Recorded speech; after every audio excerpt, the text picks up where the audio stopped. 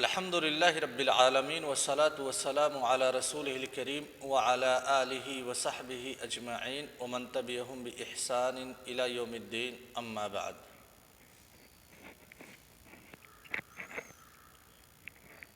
تفسیر موضوعی کے آج کے درس میں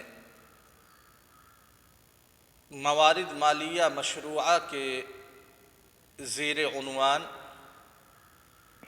صدقہ کے مسائل میں سے ایک مسئلہ ہے، اس پہ گفتگو ہوگی، اور وہ مسئلہ در حقیقت نکلتا ہے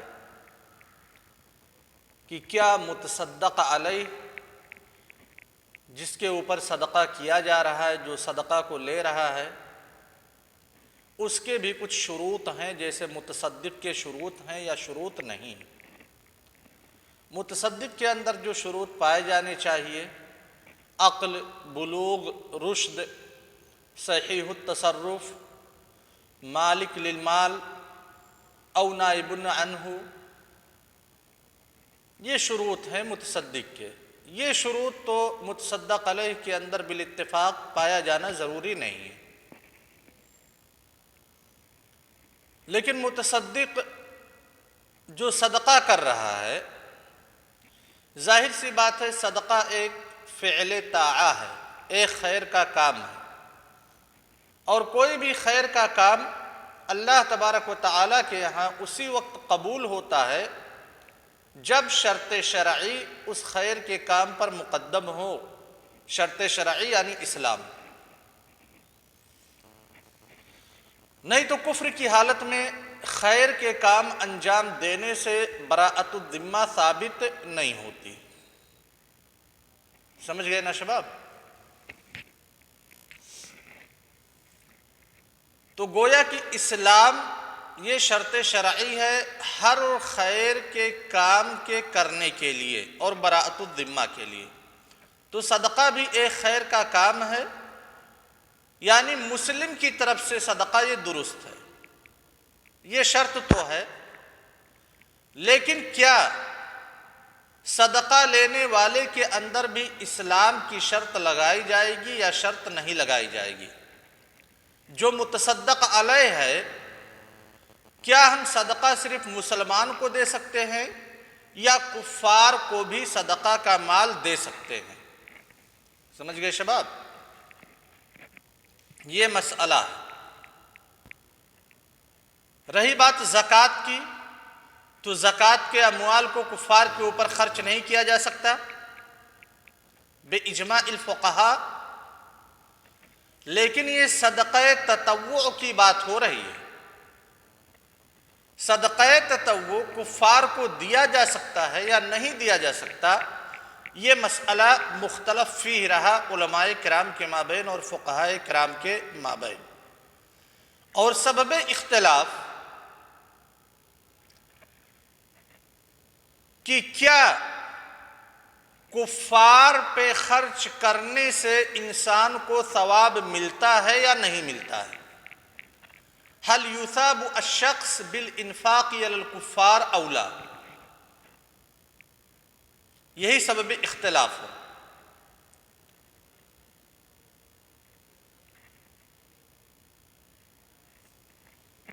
علماء حنابلہ اور علماء شافعیہ کے نزدیک جو مشہور قول ہے، اس قول کے مطابق صدقہ لینے والے کے اندر اسلام کی شرط نہیں لگائی جائے گی،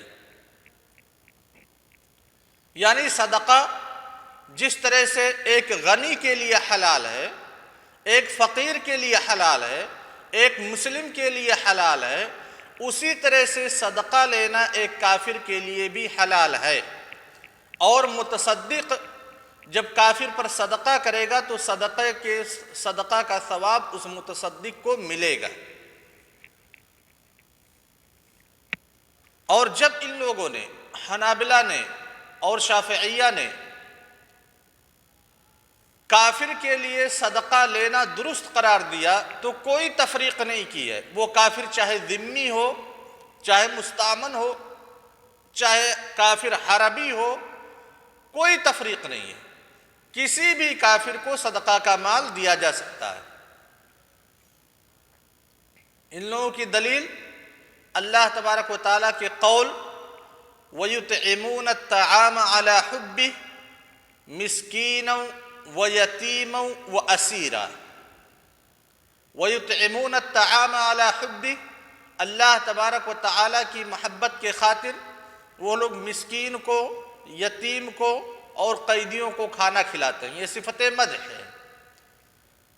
یہاں پہ مسکین، یتیم، اسیر مطلق وارد ہوا ہے، کوئی قید نہیں لگائی گئی ہے کہ مسکین مسلمان ہو، یتیم مسلمان ہو، اسیر مسلمان ہو۔ لہذا صدقہ کا مال جیسے ایک اس مسلمان کے لیے درست ہے لینا، ویسے ایک کافر کے لیے بھی درست ہے۔ سمجھ گئے شباب؟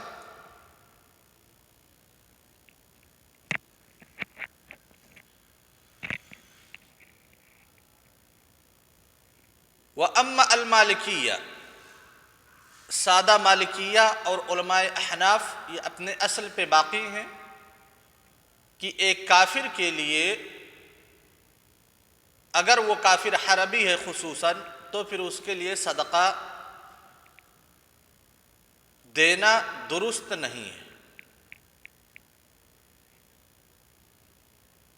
خیر، یہ تو ہو گیا اس کا مسئلہ۔ خلاصہ کلام یہ ہے کہ جو آیت میں عموم پایا جا رہا ہے یا پھر آیت میں جو اطلاق پایا جا رہا ہے، اس اطلاق کی تقیید کہیں پہ وارد نہیں ہوئی ہے، لہذا اس کو مطلق ہی رکھا جائے گا، اور کسی کافر جو ضرورت مند ہے اس کافر کے اوپر بھی صدقہ کیا جا سکتا ہے۔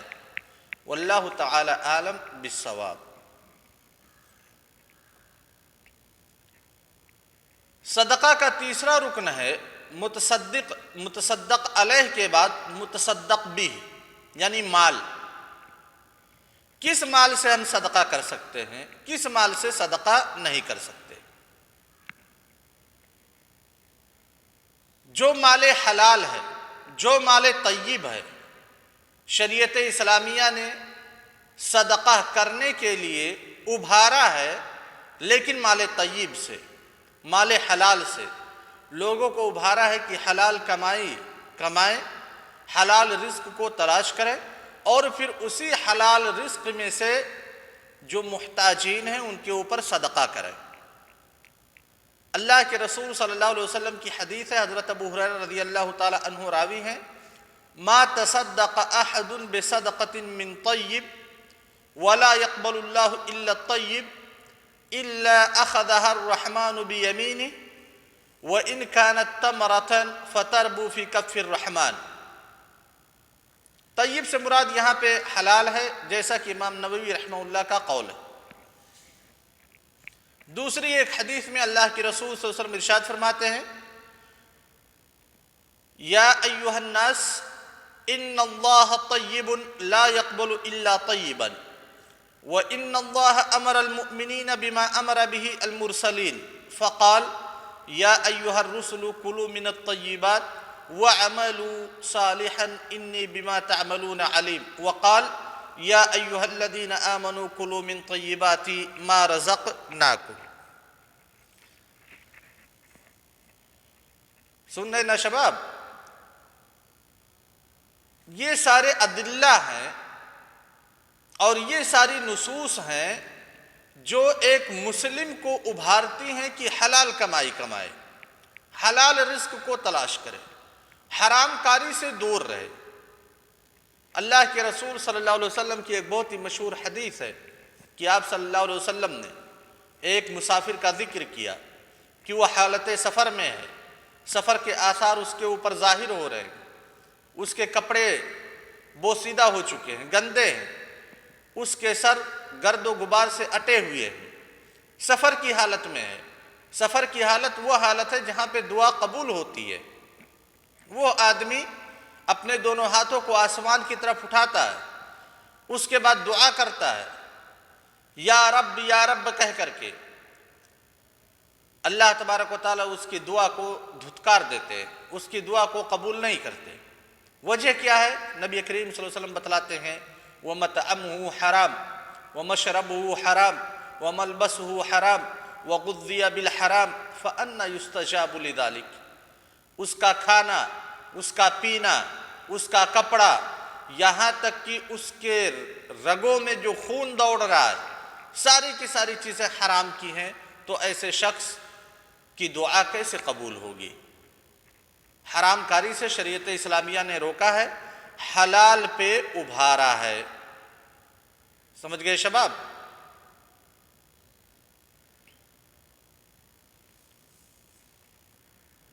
اب اگر کسی آدمی کے پاس مال ہے، وہ صدقہ کرنا چاہتا ہے، تو اس کے لیے مناسب یہی ہے کہ اس مال میں سے صدقہ کرے جس مال کے بارے میں اسے یقین ہے یا شبہ یقین ہے کہ حرام کا مال اس میں موجود نہیں ہے۔ لیکن اگر کسی کے پاس حرام مال ہے،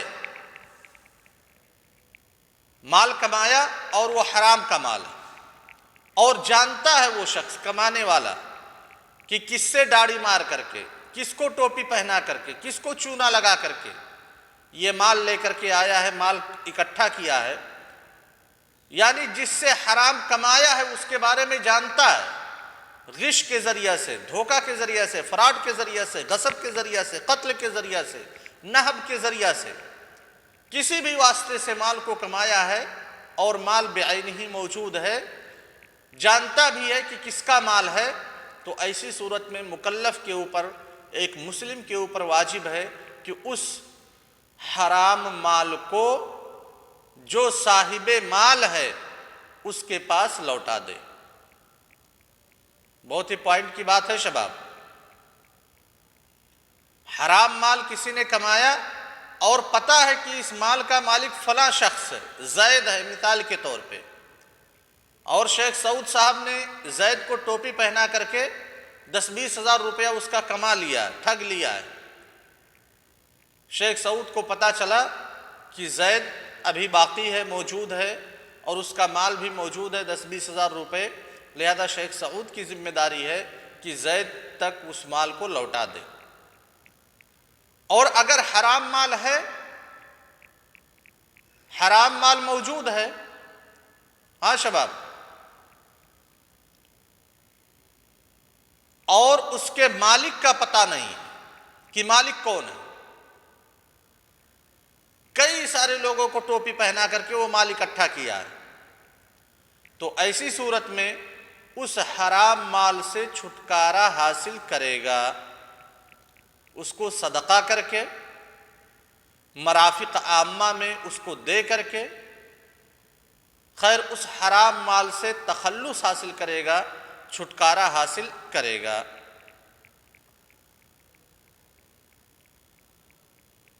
اب اگر جس کو پتہ ہے، یہ تو ہو گئی صدقہ دینے والے کی بات، خرچ کرنے والے کی بات، کہ شیخ سعود کے پاس حرام مال ہے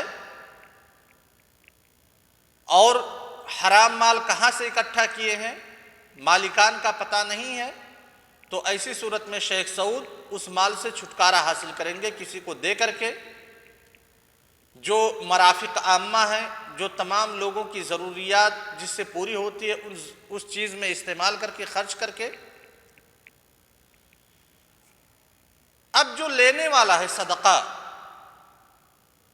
صدقہ لینے والے کی بھی دو حالتیں ہو سکتی ہیں، یا تو اسے پتہ ہو کہ شیخ سعود جو مال دے رہے ہیں وہ حرام کا مال ہے، تو ایسی صورت میں اس کے لیے بہتر یہ ہے کہ وہ صدقہ لینے سے اعراض کرے، صدقہ نہ قبول کرے۔ لیکن اگر لے لیا صدقہ تب بھی اس کے لیے جائز ہے۔ سمجھ گئے شباب؟ اور اگر اسے پتہ نہیں ہے کہ یہ مال حرام کا ہے یا حلال کا ہے، تو پھر وہ ایک مسلم کے بارے میں اصل عدالت ہی تصور کرتا ہے اور مسلم کی کمائی اصل حلال ہے، اسی پہ بنا کرے گا اور اس مال کو جو اسے دیا جا رہا ہے لے لے گا۔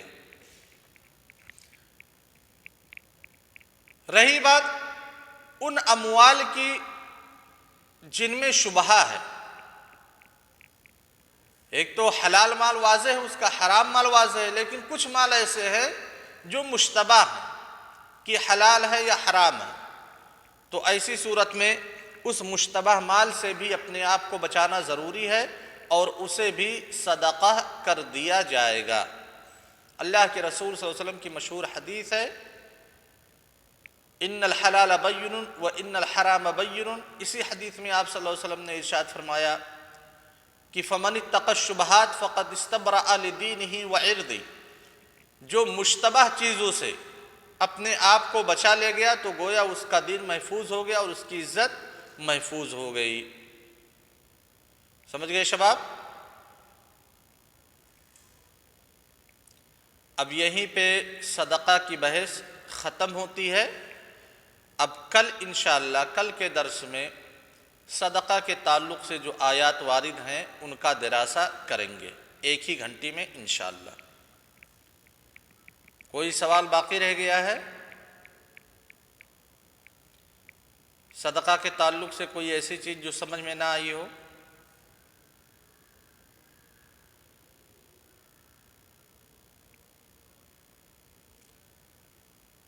کون سی نئی چیز صدقہ کے بارے میں آپ کو پتہ چلی؟